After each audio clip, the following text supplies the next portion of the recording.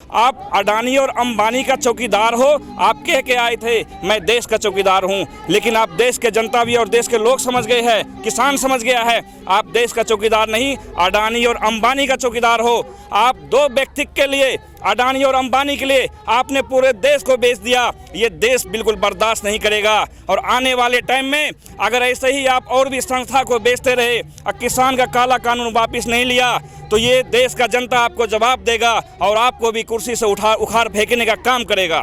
इस देश का किसान ही नहीं, अब नौजवान किसान और पूरे देश का जन आंदोलन के रूप में ये आंदोलन चल रहा है और आने वाली 2022 और 2024 में यही किसान आपको बता देगा। जिस तरीके से ये किसान आपको सत्ता में लाया है, यही किसान आपको सत्ता से भगाने का भी काम करेगा।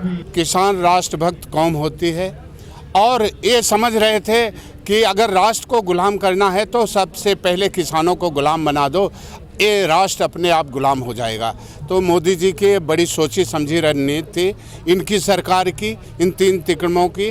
अब ये फेल हो रहे हैं। अब इनको समझ में आ गया कि हम लोगों ने कहीं न कहीं गलत जगह ऑपरेशन कर दिया गया है।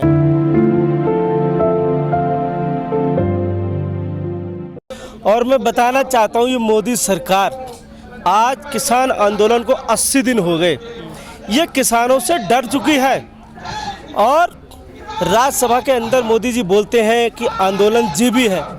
ये किसान अन्नदाता के रूप में भगवान का दूसरा रूप होता है। आज इस कड़ाके की ठंड में किसान रोड पर और जुमलेबाज जिसे जो सरकार चला रहे हैं, आज वो पार्लियामेंट के अंदर और अपने घरों के अंदर रजाई और कंबल में है।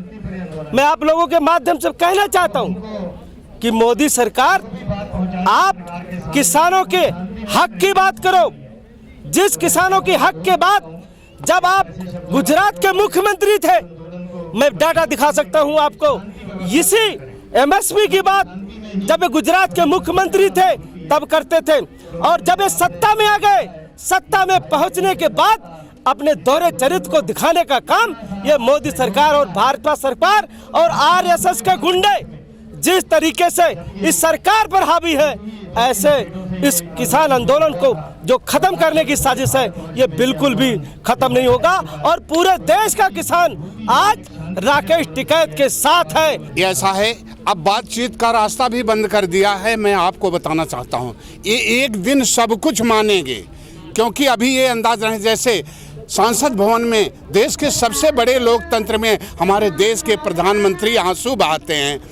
अब ये बताओ, वो जानते हैं कि जोगी रोया तो उत्तर प्रदेश का मुख्यमंत्री बन गया। अब नरेंद्र मोदी जी किस लिए रो रहे हैं? क्या पूरे विश्व के राष्ट्रपति बनने चाह रहे हैं? ये भारत को संभाल ही नहीं पा रहे हैं। यही भारत की आवाम उनको राष्ट्रपति बनाई, प्रधानमंत्री बनाई, लेकिन आज पूरे किसान की निगाह से जो गिर गया वो सबकी निगाह से गिर गया। मेरा कहना है, जब ये दोनों पैर चलते हैं तो दोनों हाथ भी साथ ही चलते हैं। आज देश क्यों रुक गया है? क्योंकि किसान रुक गया तो पूरा राष्ट्र रुक गया है। इसलिए आज भी देखो, ये किसान होकर के उन काले कानून से जंग लड़ते हैं। दुआ करो ये भारतवासियों, इनकी हिम्मत सलामत रहे। ये 3 तिकड़म पे यही किसान लोग हर अन्याय अत्याचार का बदला देने के लिए ये सब पे भारी होंगे।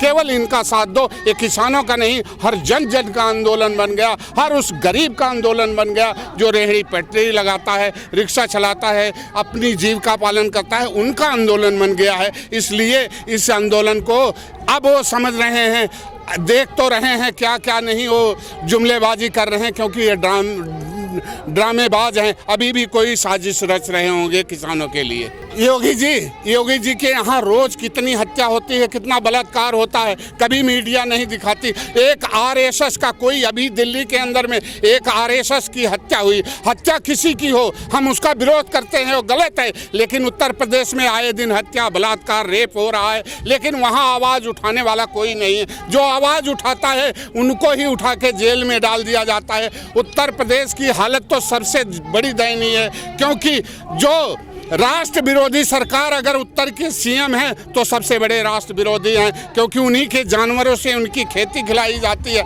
अगर कोई भाई जानवर को हाँक दिया या खुदा न खास्ता अपने से जानवर मर गया तो उस खेत के किनारे जितने भी किसान होते हैं सबके ऊपर 10-20 के ऊपर केस ठोक करके सबको जेल में डालने का काम करते हैं। आज उत्तर प्रदेश में अगर सबसे ज़्यादा जिनको मंदिर में होना चाहिए उनको उत्तर प्रदेश का सीएम बना दिया गया है, इसलिए उनको जनता से कोई मतलब नहीं है मेरे भाई, उनको आवाम से कोई, किसान से कोई मतलब नहीं। लेकिन अब किसानों ने ठान लिया है जब तक इनको उखाड़ के फेंकेंगे नहीं, जैसे ये कह के आए थे ना कि हमें गड्ढा मुक्त बनाएंगे हर रोडों को, आज तालाब युक्त हो गया, और कहते थे कांग्रेस मुक्त भारत बनाएंगे।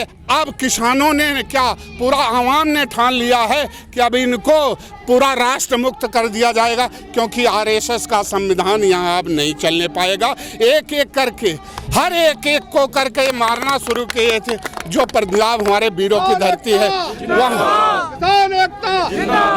मैं अखिल भारतीय उद्योगपति महासभा दिल्ली प्रदेश अध्यक्ष मनीष यादव।